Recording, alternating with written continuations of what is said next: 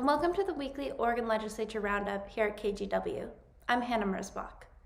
This week, Oregon lawmakers passed bills in the House and Senate related to voting rights, worker compensation, housing, and wildfires. We also saw more pushback against a bill that could give overtime pay to agricultural workers. Let's dive in.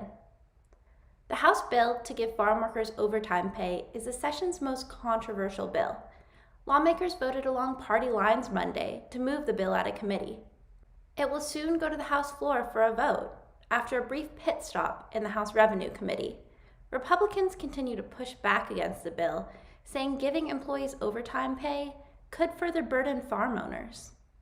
In protest this week, Republicans brought back a tactic they've used in previous sessions, a quirk in the Oregon Constitution that requires all bills be fully read before any floor votes. Many bills are around 20 pages long and can take over an hour and a half to read.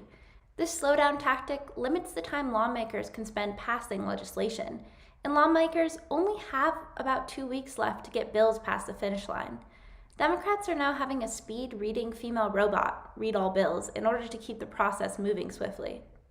Here's what it sounds like. House Bill 4082. A bill for an act. Be it enacted by the people of the state of Oregon. Section 1. Sections 2. Republicans would be willing to suspend the bill reading requirement if Democrats consider a, quote, Oregon solution, which would give farm owners more flexibility in when they need to give workers overtime pay. If lawmakers fail to pass legislation on this issue, Oregon's Bureau of Labor and Commission has said it will settle this issue once and for all by creating a rule granting farm workers overtime pay. Another point of contention, debates over executive power.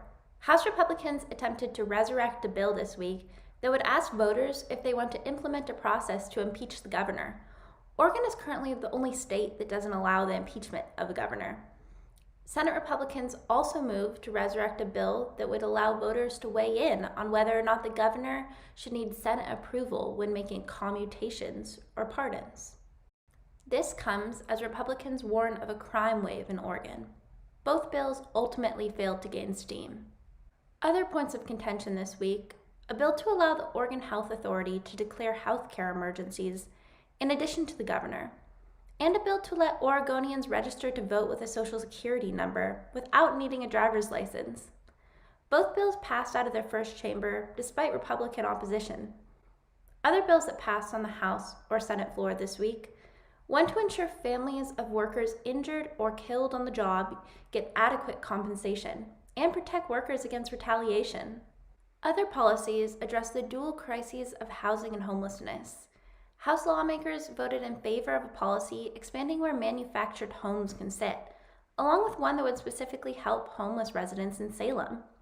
If also passed by the Senate, the bill would require Oregon to lease underutilized state property in Salem as temporary housing. Other bills that move forward relate to wildfires, including one policy to give news media more access to cover fires, and one to close loopholes in the wildfire defense system. All bills had to move on to the second chamber by Friday. This exempts legislation in a few select committees, such as larger packages like the governor's workforce development bill, policies to prevent fuel disasters in the case of an earthquake, and policies to limit police traffic stops also continue to gain steam. House Democrats also resurrected a bill to give low-income households a one-time payment of $600. This would address negative economic impacts caused by the pandemic. We'll keep you updated on the news you need to know. I'm Hannah Merzbach with KGW. See you next week.